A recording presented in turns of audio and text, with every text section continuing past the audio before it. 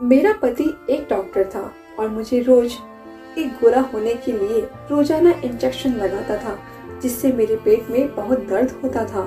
एक रात मैंने इंजेक्शन बदल दिया। मैंने उस रात सोने का बहाना किया। फिर जो मेरे पति ने मेरे साथ किया, ऐसा दुश्मन भी नहीं कर सकता, क्योंकि मेरा पति मेरे साथ। अंकल और आंटी का बेटा अनीश अमेरिका से डॉक्टरी पढ़ के आया तो पूरे खानदान में धूम मच गई थी। हर पार्टी में, हर शादी में, हर जगह सिर्फ शांति आंटी के बेटे की बात होती थी। हर औरत की इच्छा थी कि अनीश उनकी बेटी को पसंद करे और हर लड़की भी यही चाहती थी कि उसकी शादी डॉक्टर अनीश से हो जाए। जब से अनीश वापस आया था, तब से मोहल्लों की लड़कियों का पार्लर के चक्कर काटना ज्यादा हो गया था। हर हफ्ते जाकर फैशन करवाना उनकी जिंदगी का हिस्सा बन गया था। अनीश न सिर्फ डॉक्टरी पढ़कर आया था, बल्कि उसने यहाँ आकर बहुत बड़ा क्लिनिक भी खोल दिया था। अभी तो यह उसके काम की शुरुआत हुई थी। वो आगे कितना पैसा कमा सकता था, इसका अंदाजा लगाना बहुत आसान था। हमारे खानदान में सिर्फ मैं एक लड़की थी जो अनीश से शादी के सपने नहीं देख रही थी। इसलिए नहीं कि मुझे उसमें कोई दिलचस्पी नहीं थी, बल्कि इसलिए क्योंकि मुझे मालूम था कि वह कभी भी मेरा नहीं हो सकता और ना ही वो मेरे बारे में सोचता होगा, क्योंकि मैं एक सांवली सी लड़की थी। मेरी आंखें बहुत खूबसूरत थी। मैं लंबी भी थी, लेकिन सांवले रंग ने मेरी खूबसूरती पर जंग लगा दिया था। वो भला क्यों मेरे खानदान की गोरी चिट्टी लड़कियों को छोड़कर मुझसे शादी करेगा? जो चीज मुमकिन ही नहीं, उसको सोच सोच कर मैं खुद को हल्का नहीं करना चाहती थी। खानदान की बाकी लड़कियां मुझसे ज्यादा पढ़ी लिखी थी, पैसे वाली भी थी। हम लोग मिडिल क्लास के थे। हम इतने गरीब तो नहीं थे, लेकिन दूसरों के मुकाबले में थोड़े कम पैसे वाले थे। एक दिन मेरी तबीयत कुछ खराब हुई। मुझे महसूस हो रहा था कि मेरा ब्लड प्रेशर लो हो गया है। मैंने अपनी माँ से कहा कि मेरी तबीयत खराब है, मुझे डॉक्टर के पास जाना है। तो मेरी माँ ने मुझे अनीश के क्लिनिक में ले गई। मैंने अपनी माँ से कहा कि आप मुझे यहाँ क्यों लाई हैं? आप अच्छी तरह से जानती हैं कि उनकी फीस बहुत ज्यादा है। मेरी माँ ने कहा कि मैं पैसे साथ लेकर आई हूँ। मेरा उद्देश्य सिर्फ इतना है कि इसी बहाने अनीश तुम्हें एक नजर देख ले। क्या पता तुम उसको पसंद आ जाओ। अपनी माँ की बात सुनकर तो मैं हैरान हो गई थी। वो इतना दूर का सोच रही थी और मैंने सोचा था नहीं। मैंने मम्मी से कहा कि हम किसी दूसरे क्लिनिक में चलते हैं, लेकिन मम्मी हट कर रही थी कि यहाँ से ही ब्लड प्रेशर चेक करवाना है। जब हम लोग अंदर गए तो मेरी मम्मी ने अपना परिचय करवाया कि वो अनीश के पापा के दोस्त की पत्नी है। यह सुनकर अनीश को याद आ गया। उन्होंने कहा, जी मैंने आपको पहचान लिया है, मेरी याददाश्त बहुत अच्छी है। फिर मेरी माँ ने मेरा परिचय करवाया कि मेरी बेटी है, इसकी तबीयत कुछ ठीक नहीं है। अनीश ने एक नज़र मुझे देखा और फिर मेरा ब्लड प्रेशर चेक करने लगा। हालांकि उसके ऑफिस में दाखिल होने से पहले ही उसकी असिस्टेंट मेरा ब्लड प्रेशर और वजन चेक कर चुकी थी और पर्ची भी मुझे दे दी थी, जिसमें मेरा ब्लड प्रेशर रिकॉर्ड था।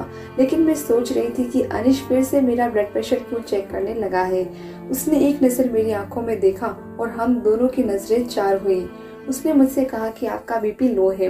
उसने मुझे दवाई लिख कर दी थी। थोड़ी बहुत मेरी माँ से बातें की और हम वहाँ से वापस आ गए। लेकिन सारी रात अनीश की नजरों ने मुझे सोने नहीं दिया। उसकी नजरों में कुछ अजीब सा था, जैसे मैं समझ नहीं पा रही थी। लेकिन मुझे झटका तब लगा जब 2 दिन बाद अनीश का रिश्ता मेरे लिए आ गया। मुझे हैरानी हुई थी और खुशी भी हुई थी। उसने एक नज़र मुझे देखा और मुझे पसंद भी कर लिया और शादी तक का सोच लिया। मेरी माँ ने मुझसे कहा कि वह बाहर से आया है और यहाँ के लोगों की तरह हुस्न का पुजारी नहीं है, बल्कि तुम तो बहुत हसीन हो, सिर्फ रंग ही सांवला है, काला भी नहीं है। वो समझदार लड़का है, उसने जरूर तुम में कोई खास बात नोट की है। वो आम लड़कों की तरह गोरे रंग को चाटने वालों में से नहीं है। मेरा रिश्ता अनीश से तय हो गया। पूरे खानदान में यह खबर जंगल की आग की तरह फैल गई और हर जगह बातें होने लगी कि अनीश ने कैसी लड़की पसंद की है अपने लिए। इतनी खूबसूरत पढ़ी लिखी लड़कियों को छोड़कर उसने एक सामान्य कम पढ़ी लिखी लड़की को पसंद किया है। यह बात पूरे रिश्तेदारों में किसी को भी अच्छी नहीं लग रही थी। सबका मूड खराब था। लेकिन हमारे घर में तो जैसे खुशी की एक लहर दौड़ गई थी। मेरे घर वाले भी खुश थे और मैं भी बहुत खुश थी, क्योंकि अनीश मुझे मैसेज करके कहा कि वह मुझसे पहली नज़र में मोहब्बत का शिकार हो गया है। उसे मेरी आंखें बहुत पसंद आई थी। उसे मुझ जैसी लड़की की ही तलाश थी और मुझे अम्मी की बात पे विश्वास होने लगा कि वो बाहर से आया है और बाहर के लोग कोई खास चीज़ ही लड़कियों में नोट करते हैं, उन्हें पसंद करते हैं, ना कि सिर्फ खूबसूरती देखते हैं। खैर मैं बेफिक्र हो गई थी। शादी की तैयारियां शुरू हो गई थी। अनीस की माँ साफ साफ कह दिया था कि उन्हें हमसे कुछ भी नहीं चाहिए। खुदा ने अनीश को सब कुछ दे रखा है, इसलिए सब कुछ अनीश खुद ही करेगा। यहाँ तक कि मेरे लिए शादी के जोड़े भी अनीश की तरफ से भेजे गए, वह भी एक से बढ़कर एक डिजाइनर के थे। लाखों में मेरी शादी के कपड़े तैयार करवाए गए थे और जेवरात के नाम पर कई तोला सोना चढ़ाया गया था। रिश्तेदारों के तन बदन में आग लग गई थी। हर कोई अनीश को अक्ल का अंधा कह रहा था, जिसने बिना कुछ सोचे समझे मुझे शादी के लिए पसंद कर लिया था। मेरी माँ ने भी रिश्तेदारों वालों को आग लगाने में कोई कसर नहीं छोड़ी थी और शादी से एक रात पहले सारे खानदान को जमा करके सभी कपड़े उन्हें दिखाए थे। कुछ रिश्तेदारों ने तो ठके छुपे आवाज में माँ से पूछ भी लिया था कि तुमने कौन सा जादू लड़के पे करवाया है जिसे कुछ दिखाई नहीं दे रहा। किसी को मेरा और अनीश का रिश्ता हजम नहीं हो रहा था और ऐसे ही हमारी शादी का दिन आ गया। मेरा अनीश का 7 फेरों में होना और मैं अनीश की दुल्हन बनी स्टेज पर बैठी हुई थी। जब अनीश की बुआ की बेटी स्टेज पर आई और उसने ऐसी बात कही कि मेरी आंखों से आंसू टपकने लगे। वो अपने शब्दों से मेरा मजाक उड़ा रही थी और साथ ही अनीश से कह रही थी कि तुम्हारी पसंद को क्या हो गया है, तुम तो इतने क्लासी थे, अचानक से ये तुम्हारा टेस्ट इतना खराब कैसे हो गया है। अनीश ने उसे 1-2 शब्द कहे और वह खुद ही स्टेज से नीचे उतर गई। लेकिन मेरा आज का दिन खराब हो चुका था। मैं सर झुकाए बैठी थी और यह सोचकर ही शर्म से जमीन की तरफ देखी जा रही थी कि अनीश ने किस तरह नजर मिलाऊंगी। मैं जानती थी कि सबको इसी बात का हैरानी है कि अनीश ने मुझे क्यों चुना है, लेकिन ये बात सिर्फ मैं ही जानती थी कि अनीश को मुझसे पहली नजर में ही प्यार हो गया था।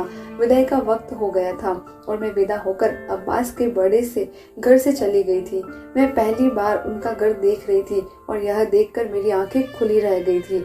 अनीश का घर किसी शानदार महल से कम नहीं था।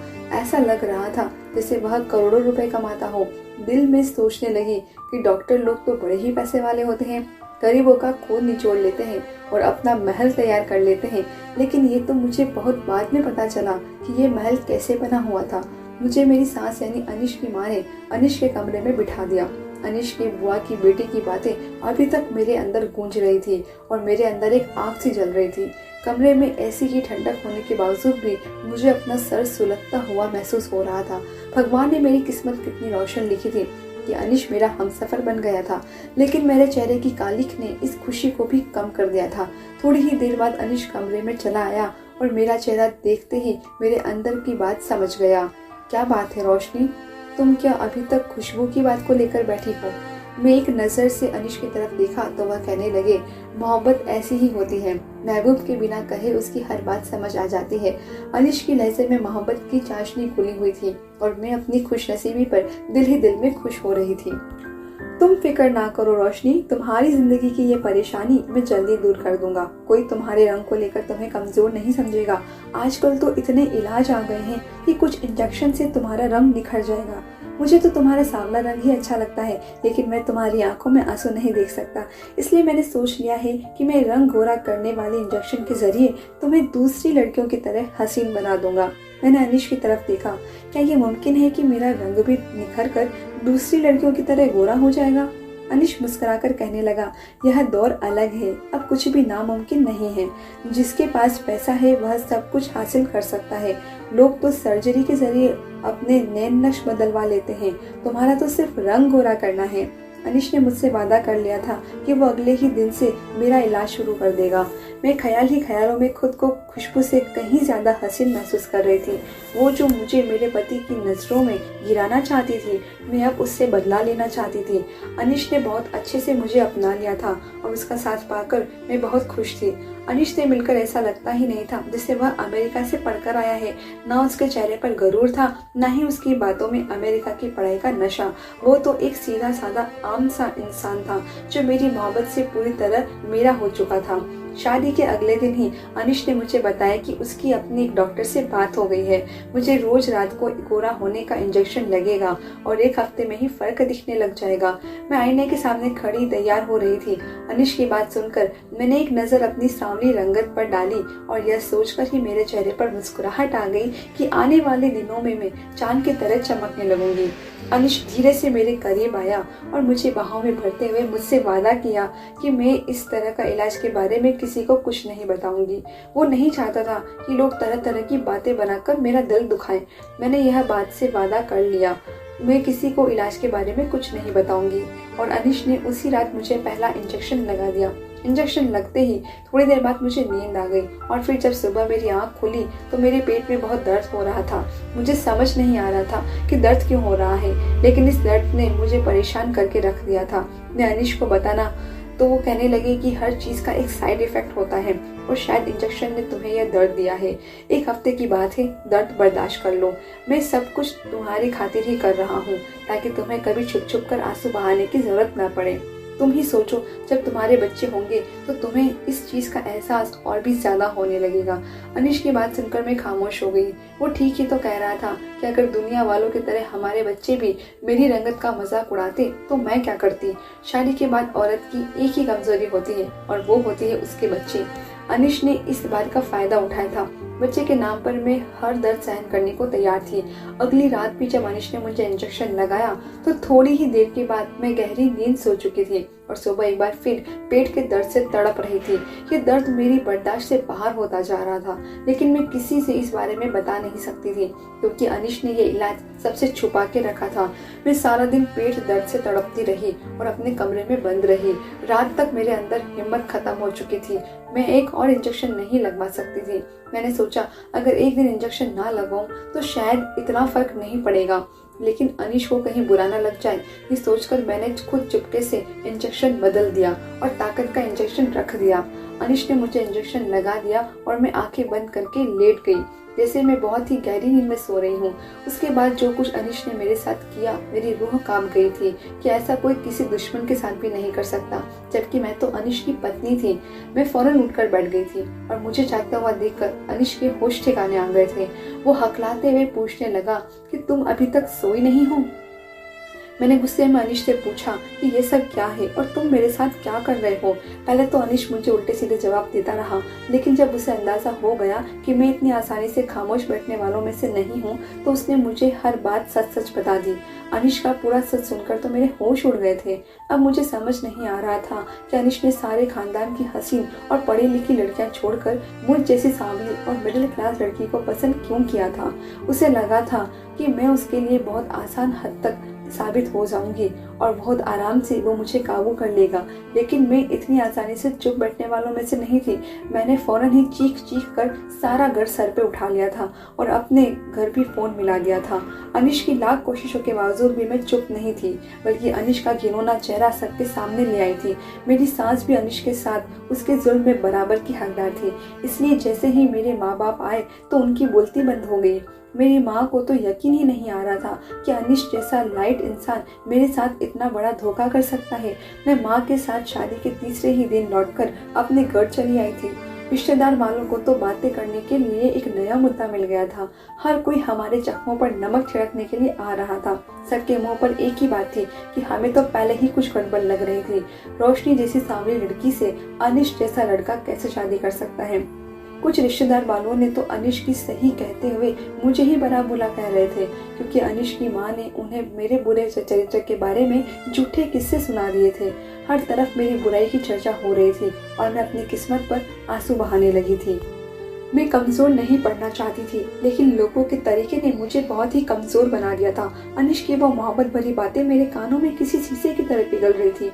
अनिश, उसकी माँ तो डंके की चोट पर मुझे गंदा कह रहे थे और मैं अपने बंद कमरे में बैठी थी। मुझे लोगों का सामना करने की हिम्मत ही नहीं हो रही थी। जब मेरी दोस्त मुझसे मिलने आई और उसने मुझे हौसला दिया तो कि मेरी खामोशी से नहीं बैठना चाहिए। अनिश जो काम मेरे साथ कर रहा था वो बिल्कुल गैर कानूनी था और मेरी दोस्त चाहती थी कि हम दोनों मिलकर अनिश के खिलाफ कानूनी कार्यवाही करें। उसका पति वकील था और वो दोनों मेरे साथ देना चाहते थे। अपनी दोस्त की बातें सुनकर मैंने फौरन हाँ कर दी। अनिश जैसे इंसान के खिलाफ जरूर कदम उठाऊंगी, लेकिन जैसे ही माँ के मेरे इरादों के बाद पता चला, माँ ने साफ मना कर दिया कि हम जैसे इज्जतदार लोग कोर्ट कचहरी के चक्कर नहीं लगा सकते, इसलिए तो हम जैसे लोग अनिश जैसे लोगों के लिए आसान खिलौना साबित होते हैं। मैं गुस्से में माँ को 4 बार सुना डाली, जब तक हम जुल्मों के खिलाफ खड़े नहीं होंगे ये हमारे साथ जुल्म करते ही रहेंगे और मैं गलत करने वालों को उनके अंजाम तक जरूर पहुंचाऊंगी। मैं अनिश के खिलाफ केस करूंगी। मैंने माँ को 2 टूक बात सुना दी और अपनी दोस्त की मदद से अनिश के खिलाफ मुकदमा दायर कर लिया। अनिश और उसकी माँ ने तो सोचा ही नहीं था कि मेरे जैसी आम सी लड़की, जिसे जमाने ने हमेशा ठोकरों पर रखा हुआ था, वो इतना बड़ा कदम उठा लेंगी। क्योंकि ये कोई आम केस नहीं था, इसलिए बहुत जल्द मीडिया में फैल गया और लोगों के दिमाग और ज़बान के ऊपर आम हो गया। जिसको भी मामले का पता चलता वो अनिश पर थू थू करने लगता और अनिश किसी को शकल दिखाने लायक नहीं रहा। मैंने अदालत में खड़े होकर बहुत हिम्मत से अनिश का घिनौना चेहरा सबके सामने रख दिया। अनिश ने मुझसे शादी जिस मकसद से की थी वह बच्चा था। अनिश अमेरिका में किसी मॉडल से शादी कर चुका था और वह उससे मोहब्बत करता था, लेकिन वह मॉडल अपनी फिटनेस को खराब नहीं करना चाहती थी और अनिश को बच्चा चाहिए था और इसी मकसद के लिए अनिश अमेरिका से अपने देश आया था। वो अपनी पहली पत्नी से ही बच्चा चाहता था, इसलिए उसने जानबूझकर मुझ जैसी सांवली सलोनी और गरीब लड़की से शादी की। उसे लगा था कि मैं उसकी दी हुई खुशियां देखकर पागल हो जाऊंगी। उसकी मोहब्बत भरी बातों से मैं पूरी तरह उसके जाल में फंसी रहूंगी और उसका सच जानने की कोशिश ही नहीं करूंगी। लेकिन जिस रात मैंने इंजेक्शन बदलकर सोने का ड्रामा किया, उस रात की सच्चाई मेरे सामने आई। दरअसल वो मुझे इस बात के लिए इस्तेमाल करना चाहता था कि उसे बच्चा तो अपनी पहली पत्नी से ही चाहिए थी, लेकिन उस बच्चे के लिए वह मेरा जिस्म इस्तेमाल करना चाहता था। वो एक पूरे तरीके से अपना और अपनी पत्नी के बच्चे को मेरे जिस्म के अंदर तैयार करना चाहता था, ताकि बच्चा मेरे से पैदा हो और जब वह बच्चा पैदा हो जाता तो वो दोनों उसे लेकर दोबारा अमेरिका चले जाते। इस तरह ना ही उसकी पत्नी की मॉडलिंग पर कोई असर पड़ता और ना ही उन्हें किसी और का बच्चा गोद लेना पड़ता। जिस दिन मैं बीपी चेक कराने अपनी माँ के साथ अब्बास की क्लिनिक गई थी, उसी दिन उनके जहन में यह बात बैठ गई थी कि मैं ही वो लड़की हूँ जो उसके बच्चे को अपने जिस्म में पाल सकती हूँ। इसलिए वो बार बार मेरा बीपी चेक करता और मेरी खुराक का ख्याल रखता। सरोगेसी का तरीका हमारे देश में पूरी तरह गैर कानूनी है और खास करके मेरी इजाज़त के बिना मेरा पति मेरा जिस्म कैसे इस्तेमाल कर सकता है। वह हर रात पूरा होने वाला इंजेक्शन के नाम पर मुझे बेहोश करता और फिर मेरा चेकअप करता। जिस रात मैंने इंजेक्शन बदला था उस रात वो आईवीएफ के जरिए मेरे जिस्म में अपने बच्चे को इम्प्लांट करने वाला था। उसकी अमेरिकन बीवी अपने जिस्म को खराब नहीं करना चाहती थी, लेकिन वह दोनों मिलकर मेरी पूरी जिंदगी बर्बाद करना चाहते थे। एक बार उन्हें मुझसे बच्चा मिल जाता तो अनिश मुझे तलाक देकर वापस अमेरिका चला जाता और फिर कभी लौटकर वापस न आता और मैं सारी जिंदगी यूं ही तड़पते रह जाती। मेरे दोस्त का पति जो वकील था उसने कुछ सबूत इकट्ठे किए और अनिश और उसकी पत्नी को दोषी साबित कर दिया। वो दोनों धोखे से मुझे इस्तेमाल कर रहे थे और अगर उस रात में इंजेक्शन ना बदलती तो उन दोनों के बच्चे अपनी खून समझकर 9 महीने तक उन्हें पेट में पालती रहती और उसके बाद वो दोनों अपना बच्चा लेकर दोबारा वापस गायब हो जाते।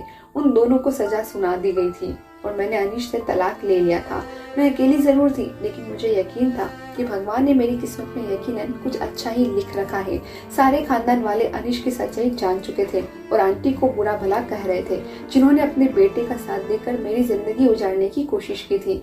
एक बात तो मैं बहुत अच्छे से जान गई थी कि सिर्फ इंसान ही पढ़ाई कुछ शोहरत नहीं देती, बल्कि यह माँ बाप की परवरिश भी होती है जो एक बच्चे को होशियार और साफ बनाती है।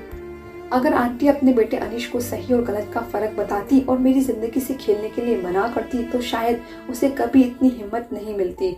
रिश्तेदार में सभी भगवान का धन्यवाद कर रहे थे कि उनकी बेटियां अनिश के जाल में फंसने से बच गई थी, जबकि माँ को इस बात का बहुत दुख था कि उनकी वजह से मेरी जिंदगी बर्बाद हुई है। लाखों का जेवर और कपड़े इंसान को अच्छा नसीब और खुशियाँ नहीं दे सकते, इसलिए इनको चाहिए कि वह अमीर और पढ़ा लिखा दामाद ढूंढने से कहीं ज्यादा अपनी बेटी के अच्छे नसीब के लिए प्रार्थना करे। कोई भी लड़की 2 वक्त की रोटी और इज्जत के साथ 4 दीवारी में खुशी खुशी जिंदगी गुजार सकती है, लेकिन वो एक बुरे इंसान के साथ कभी खुश नहीं रह सकती।